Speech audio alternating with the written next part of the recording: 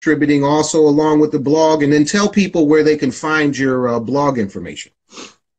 Well, yeah, my sister does the main bones of it, but we both come together. We discuss what we want to talk about, and we discuss what we just go through it, and it's kind of feeds from what people are looking at and how people are engaging with things. And so if we feel that maybe we should expand a bit on what seems to be more people are having a lot of interest on, then we will go further into that. So Tara does the main writing of it, but we both come together, and I put my input in, and we go through it and sort of go through it that way. Okay. And where can they find you at? Give them the website or the blog site, the URL. I think you'd have to ask Tara for the actual website. Well, you don't read your own blog, Tara? I know, I will. Yeah, I read the blog. Yeah, I'm terrible with things like that. All right, don't worry about it. All right, so I'm going to X out, and I'm going to ask your sister to come back. And unfortunately, we couldn't get a chance to see each other face to face. So I'm hoping that maybe next time or somewhere down the line, we can actually see you. But I appreciate your time. Okay, thank you. Thanks for giving us the time to speak. Oh, absolutely. Not a problem. Let me go back to your sister. Okay. All right. Okay, Tara, if you're there and you hear my voice, please come on and click back in so we can go ahead and have a little bit more conversation around what you're doing. I love the fact that you're putting out information that people can actually, practical information that people can use. Because it's really, really important to get your affairs in order, people. I know we don't like to talk about death or dying or any of that stuff, but it's definitely important to get your, hi, how you doing, Tyra? I see you. It is definitely important to get your affairs in order, have some of the hard conversations around death and dying. And even though it becomes uncomfortable, it's practical and it's preparation prior to the passing, right? And so you want to make sure that you are, that you have your ducks in a row, so to speak, right? And so you want to make sure that some of those things that Tara and her sister had to try to navigate and hit up against a wall, or the red tape, or didn't know this and didn't have this in place, this is some good solid information to remind you that it is time to put your affairs in order. So, oh, and somebody said hello to you, Tyra. Somebody, love Zazie. Yeah. I don't know. Yeah. So they said, so proud of you, and high color of grief. So, hey, how you doing? Glad that you're able to join us. Anyway, so Tyra, so go ahead and tell us the URL where people can find you and find your blog and find your information. Okay, so it's www.grievesprobatejourney.com, and it's on WordPress, and we also have a Facebook and Instagram page and a Twitter page, but all the information is on the blog. So if you just go to Grief Probate Journey and click there, all our other information is there as well. Mm-hmm. And they can find you also here on Instagram, correct? Yeah, so Facebook, Instagram, and Twitter. So if they go to the website page, the blog page, our follow us information is on there as well. But awesome. Grief Probate Journey. The name is Grief Probate Journey for all of the different media platforms. Yeah. Okay, so all they have to do is go to griefprobatejourney.com and just plug that in. That'll go right to your blog, and then you have all of your social media links right on your blog. Yeah. Yes. All right, that's great. That's great. That sounds good. Now, let's talk a little bit about where you're at today during this coronavirus stuff. Now, you just got finished writing a blog around the coronavirus. Tell us a little bit about that. Okay, so with our topics, some of them they're written like in advance, and there was one that we had, and I was like, okay, let's do this for Monday the 23rd of March, and then that is the day that we went like on lockdown, the official day that UK went on lockdown.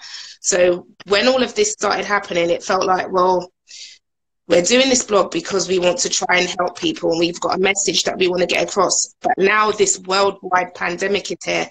It feels like it didn't feel right to continue with those topics and not address this issue, because, you know, this is something that's come from nowhere. It's affecting everybody worldwide, and it didn't feel right to not speak about it.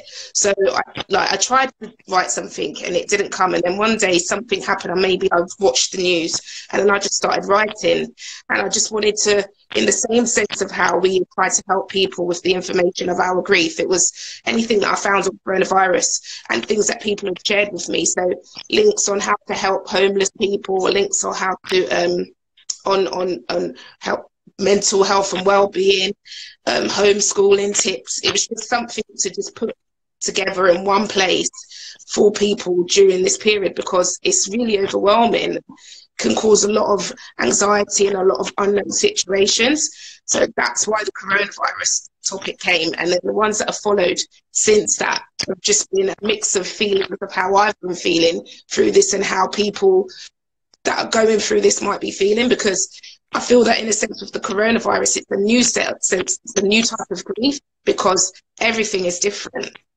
So, you know, it's even something that we don't, even though I'm going through grief, it's not something that I am personally experiencing, but I still wanted to try and put something out there to support people that are going through that now. So that's why the topics have kind of been related more to what's happening at the moment. Absolutely. Absolutely. And totally agree with you. It is different. Grief is looking a lot different. Just like I tried to do last Tuesday. Unfortunately, we didn't have a lot of people, and I didn't stay on long, but I talked about how ritual in grief has changed so dramatically, right? Because now we're dealing with what we call distant grief, right? Because loved ones can't even be with the ones that are dying or passing away by their bedside, and then they can't even like do the normal things that they would do if somebody passed away, like holding a church service or synagogue or whatever denomination or faith base that they're from. They can't even do that particular practice because they won't allow that, because it's considered gathering, right? And so because of the physical distance thing, they can't even get together to hold like a ceremony or a ritual around that to even help with closure now. So that was one of the reasons why I even started this Tuesday live, is to give people platform, right? To talk about where they're at and how they're feeling about all of this. I mean, there's anxieties around it. There's people are losing loved ones behind the coronavirus. I haven't known anyone personally yet who has lost someone, but I know that there's, you know, thousands and thousands of people in the world, and I know that they're feeling, you know, some type of way in reference to how do I deal with grief when I can't even get closure, right? Like, or at least start the process of grief with the closure of even being by their bedside, or, you know, burying them or going to a service or something like that. And I can't even do that, right? And so that becomes real difficult for people to navigate. And I've been really trying to give people space here every Tuesday at 4 p.m. Eastern Standard Time, United States time. I've been just really trying to hold a platform to just kind of like an open mic, right? And just trying to let people, if you want to chime in, you want to share your experience, you want to share your strength, you want to share your hope, whatever it is, then I'm trying to hold that platform, as well as allowing guests to come on like yourself to be able to share their experience, right, and their hope and what they have to offer to try to support people as they try to navigate this uncertain world right now that we live in, right? And so, but I really, if there's anything else that you'd like to add, please do feel free to add in. If not, I want to thank you and your sister for your time. I want to give a couple minutes to, let's see here, it is, it's about 4:35 here, so maybe we can give 20 minutes or so, because this only lasts for about an hour. Maybe I can open it up, allow people to chime in and see if they have any questions for you. Any questions for me, want to share the story or anything like that. But if you have any closing remarks or anything you'd like to share, go ahead, and then I'm going to click out, and then I'm going to invite people to come in and see if they want to join the conversation.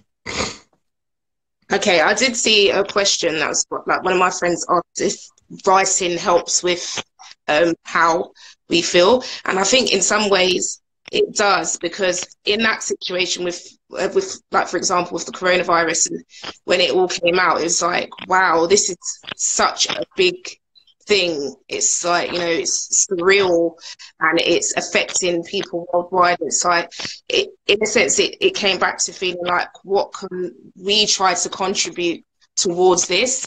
And then through doing those topics, it did help us feel better. It gave a sense, I can't really explain it, but it just made us feel better to know that we've tried to do something to help towards it. So I hope that answers the question.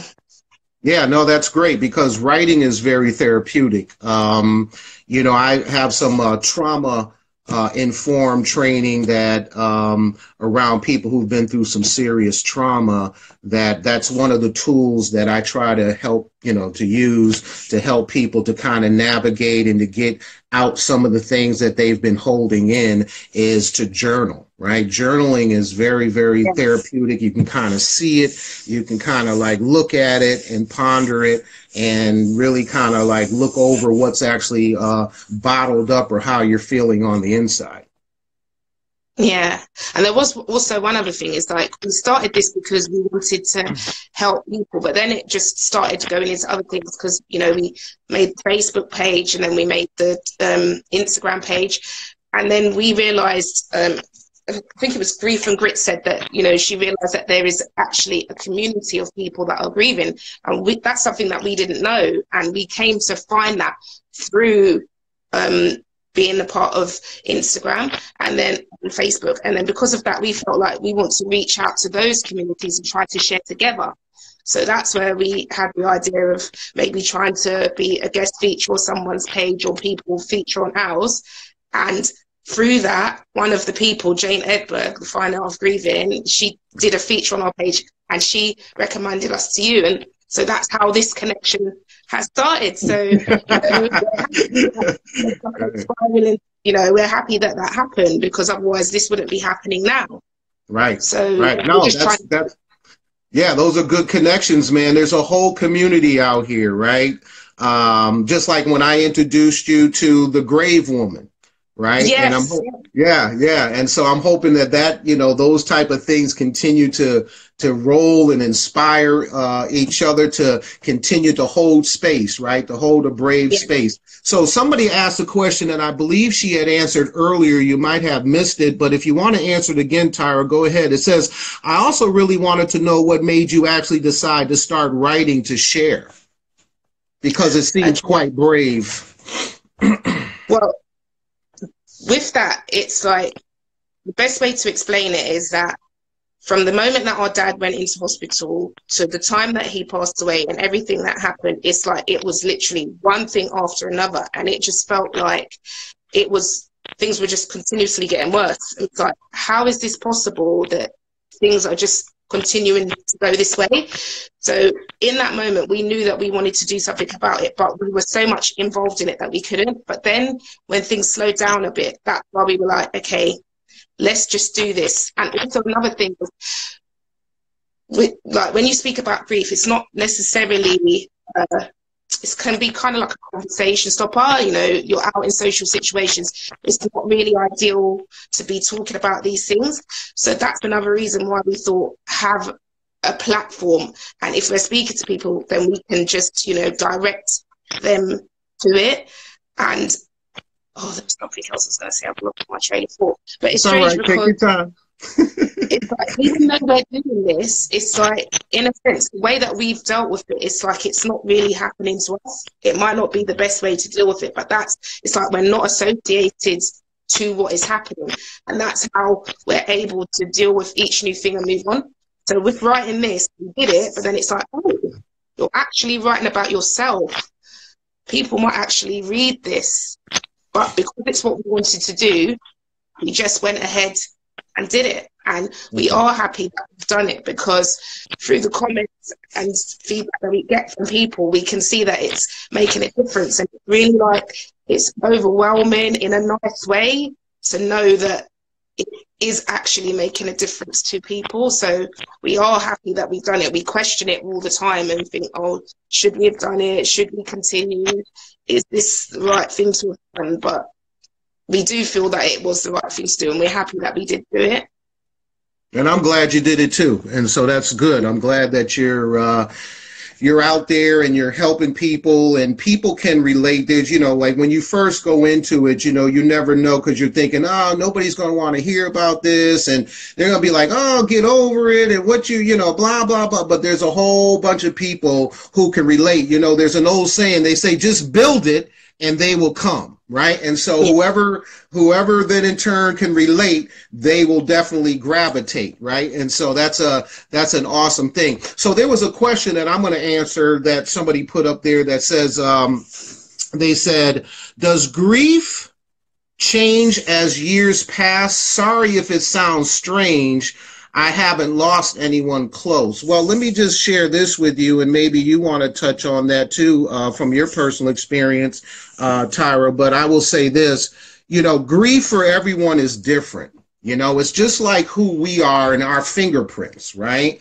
Our fingerprints to who we are as human beings are totally different. Right.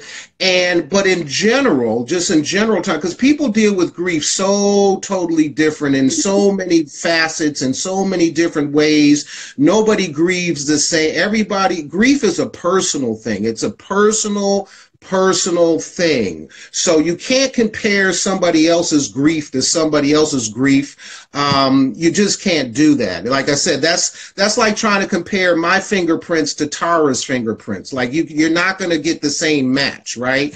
And so, just to answer that question is that I think for me, and I'm talking about for me, and that, like I said, it's an individual, personalized, grieving situation. So for me, I think my grief, the loss of my mom in 2018, I haven't gotten over that. It's been going on. It's actually going to be 2 years in July. I haven't gotten over it. It has not passed, but I've learned to get to a point where I've incorporated it in my life, right? Where it becomes manageable. I have times of dips, ebbs and flows that go up and down where, me as a grown man, you might catch me on the couch crying, like just tears just start coming out of my eyes. And then there's some days, that I have real good days. I think about her. I was laughing with my sister the other day on the phone when we were talking about certain situations with my mom and how she, deals with dealt with certain situations and things like that, and just her humor, how she showed up as a woman, as a mother, and we just sat back and we laughed. But there will be times, like I said, that I've learned how to navigate it. Then there's times I'll dip down and I just cry. I will never get over my mother's passing. I'll learn to incorporate it as time goes on. Maybe just like in the beginning to now, the tears they don't come as much, but they still come. And, maybe those times will be more spread out for me than in the beginning. But as far as getting over it, or does the grief pass? No, I don't think grief. And like I said, I need to speak from my personal place. For me, no, my grief will never pass. I just learned how to incorporate it into my life. So do you want to add to that, Tyra? Okay, again, I agree with everything that you said. And I think for us, from our personal experience, because of the circumstances under how our dad passed away, it's had a big impact for us. So in terms of acceptance, because he passed away in 2017, and it's still, you know, we still haven't really fully acknowledged or accepted it. And I think maybe it's being channeled in some ways through the blog, and also we have a complaint that we're doing. So I think, I don't know when that point will actually come. So we get feelings in, you know, it will come and then it goes, but haven't really fully accepted it because of the nature of the circumstances. But I do agree, it's not something that will go away. You know, you have to just manage it, because it changes the person that you are. That's how I personally feel. You're never going to be the same after something like that. So you have to learn to become the new you, and you know, take each day as it comes and feel your feelings day by day. And that's just how I. Yeah.